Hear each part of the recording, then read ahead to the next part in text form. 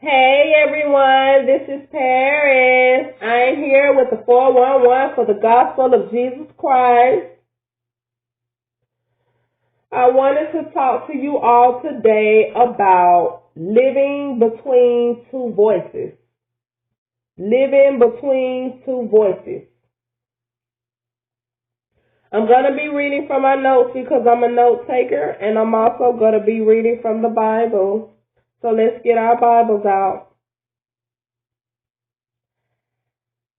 David was not Hezekiah's natural father. Ahaz was. Ahaz is the king who from the start to finish was evil and wicked in the eyes of the Lord.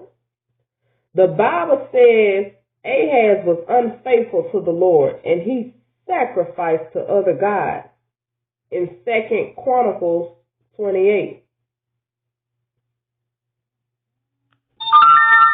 Let's also go over to 2 Chronicles 29, 1 through 2. 2 Chronicles 29, 1 through 2.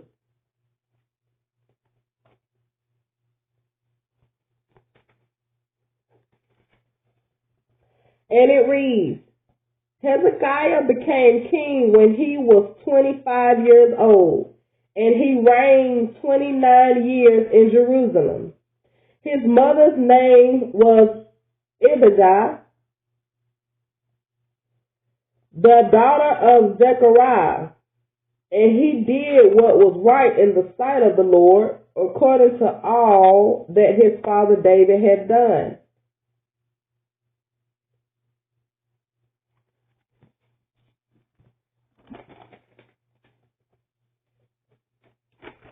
Let's also read Isaiah 29, verse 13.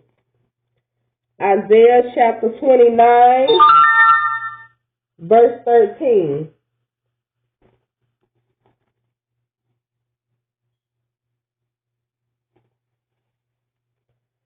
And it reads, Therefore the Lord said, Inasmuch as these people draw near with their mouth and honor me with their lips, but have removed their hearts far from me, and their fear toward me is taught by the commandment of men.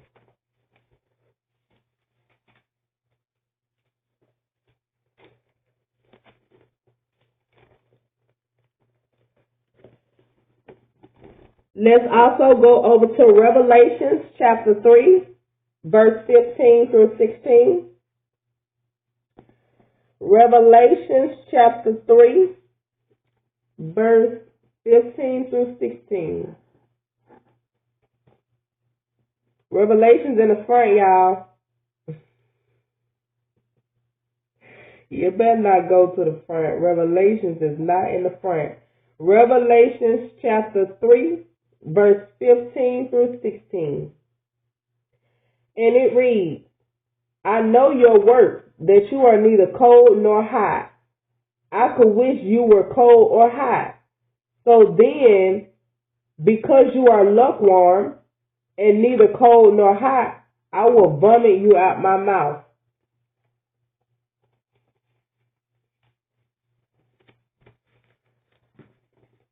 Hezekiah was raised in a home that if your parents wasn't perfect and life wasn't perfect, you can't rise above your circumstances.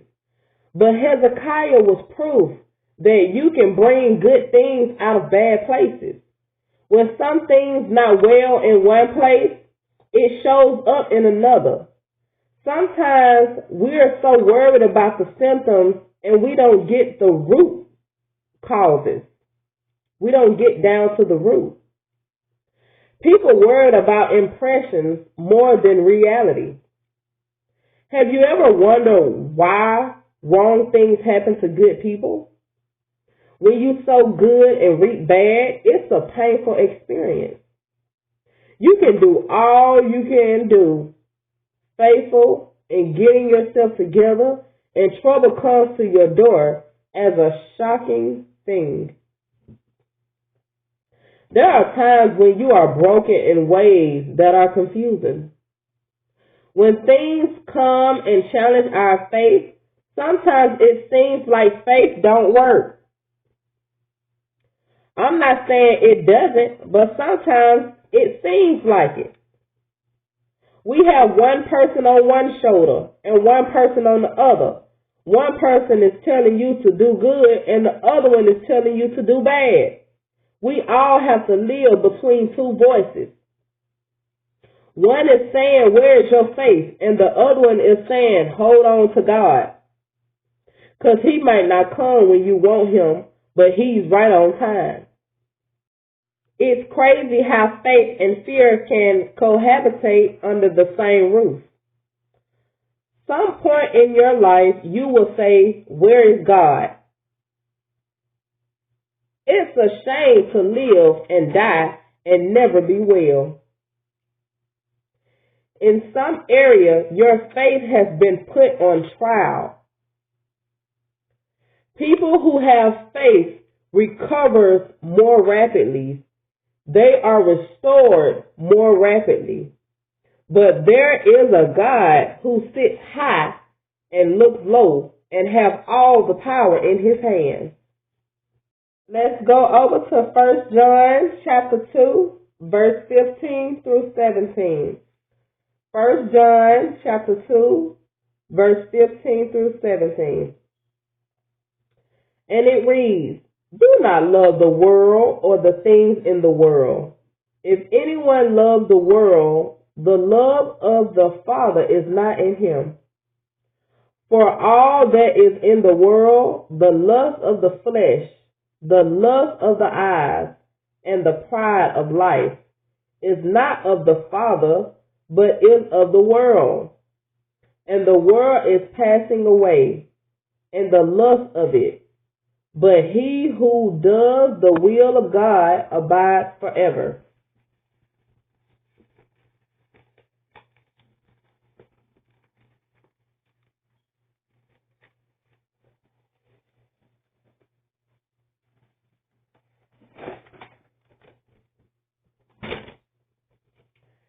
It didn't say people with faith don't get wounded, but it did say they heal faster. Everybody has wounds. The struggle to recover is more intense than the struggle of affliction. You have to work to get well, because faith without works is dead. Don't let pain you go through knock you off course. You can do it, and you can get back up again. You can't heal if you don't own it. Let's go over to Matthew chapter 7, verse 21 through 23. Matthew chapter 7, verse 21 through 23. And it reads, not everyone who says to me, Lord, Lord, shall enter the kingdom of heaven, but he who does the will of my Father in heaven. Many will say to me in that day, Lord, Lord, have we not prophesied in your name, cast out demons in your name, and done many wonders in your name? And then I will declare to them, I never knew you. Depart from me, you who practice lawlessness. Let's go over Luke chapter 6, verse 46. Luke chapter 6, verse 46. But why do you call me Lord, Lord, and not do the things which I say?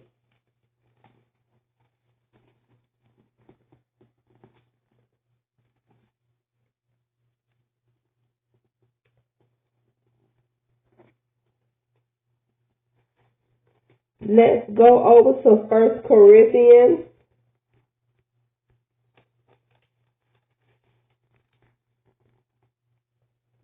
1 Corinthians chapter 13, verse 2.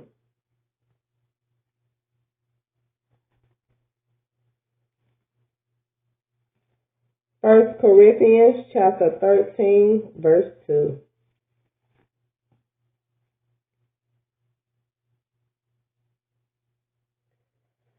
And it reads, "And though I have the gift of prophecy and understand all mysteries and all knowledge, and though I have all faith, so that I could remove mountains, but have not love, I am nothing."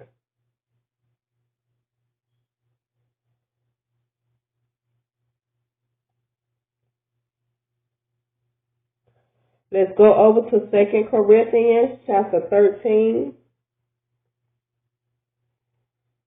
verse 5. 2 Corinthians chapter 13, verse 5.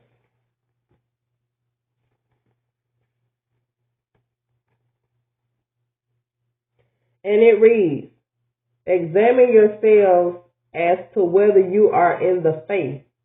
Test yourselves. Do you not know yourselves that Jesus Christ is in you? Unless indeed you are disqualified."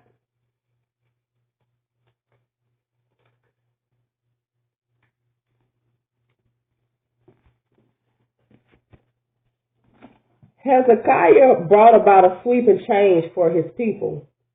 He followed God's plan in every detail. But yesterday's victory doesn't solve today's battles. Let's also go over to 2 Chronicles chapter 32, verse 25 through 26. That's 2 Chronicles chapter 32, verse 25 through 26. And it reads, "But Hezekiah did not repay according to the favor shown him, for his heart was lifted up. Therefore wrath was looming over him and over Judah and Jerusalem. Then Hezekiah humbled himself for the pride of his heart, he and the inhabitants of Jerusalem, so that the wrath of the Lord did not come upon them in the days of Hezekiah." Again, we're talking about living between two voices. Have a good one, everyone.